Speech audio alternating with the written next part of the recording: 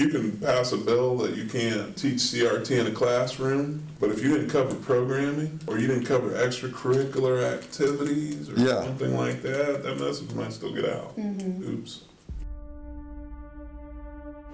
Critical race theory. Critical race theory. CRT. You'll be getting all of your CRT. Governor Greg Abbott signed a bill into law that bans critical race theory from Texas schools. In Idaho's classrooms. Here in Utah. Some Ohio lawmakers want to ban critical race theory. Critical race theory. Critical race theory. Race theory. Critical race theory. Critical race theory.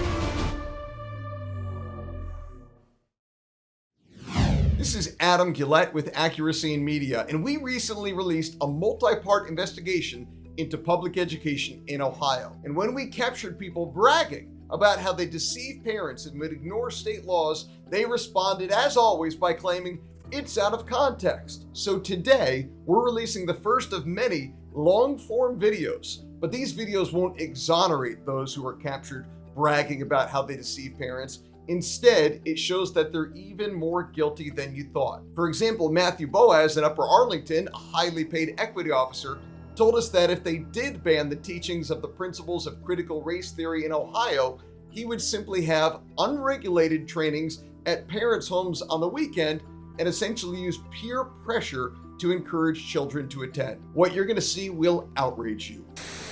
Is there danger of the state doing a stupid anti-CRT bill like they did in Texas? There's always danger. There's always danger. I mean, yeah, well, there's a House bill proposed. Is it going to go anywhere, or is it going to stall? You know what, I don't know. I'm not good at the prediction business. Sure. There was more conversation about it, I would say, leading up into the primaries.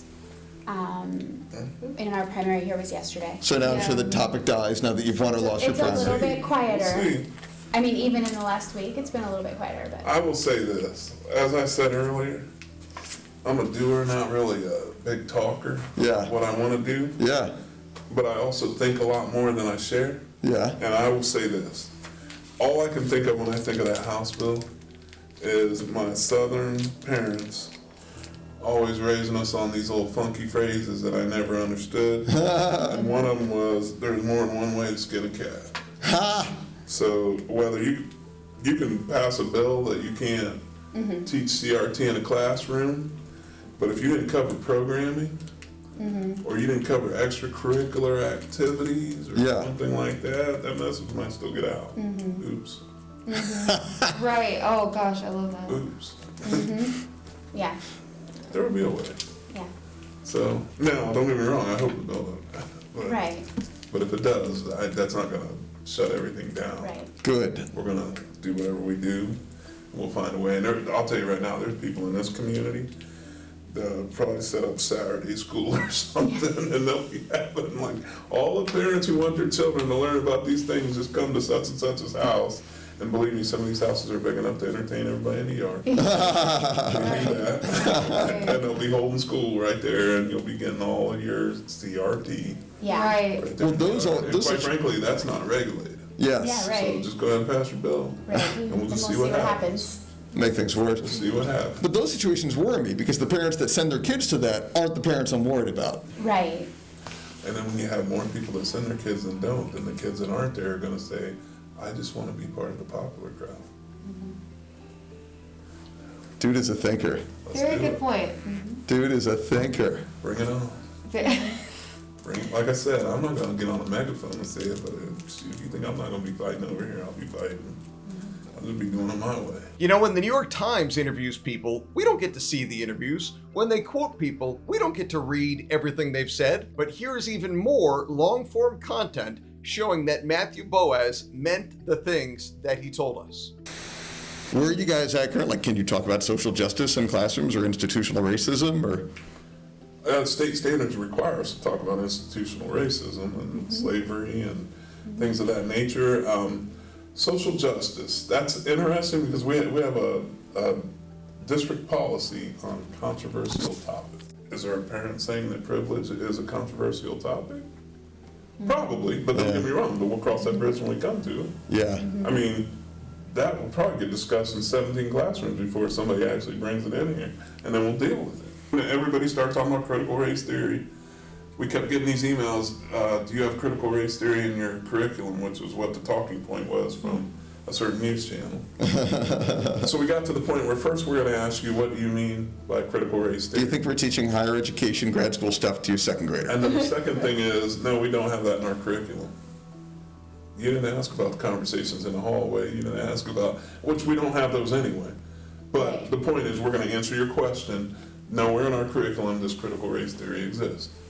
And it went End away. of story. We don't have Well, I to, kind of want to know that y'all are having some conversation around. like the tenets of it, like diversity, equity, inclusion, social justice. Those conversations are happening, absolutely. Right on. But, you know, and when Okay. people ask us a question, we answer their question.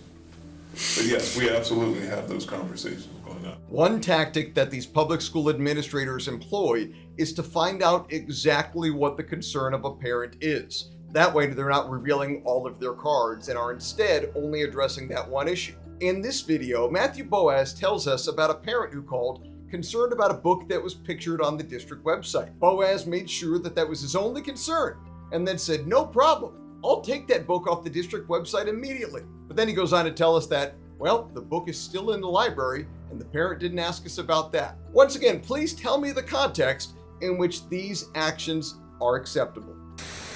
He says, truthfully, our real issue is this whole idea of anti-racism. And I was like, oh, do tell. That's an interesting statement. And he says, well, it's really that book. And I was like, that book? There's more than one. What book? And he says, that How to Be an Anti-Racist by this Ibram Kendall guy. Oh, And I was Kendall. like, well, what about that book?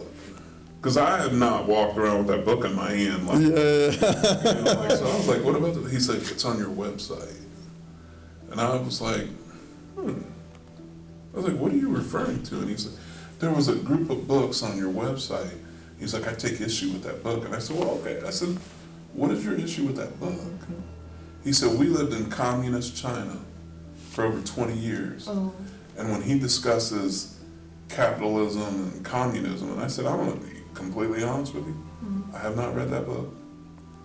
But I said, if your issue is that that book is on our website, I can fix that this afternoon. And he was like, really? He was like, we lived in a communist-run government.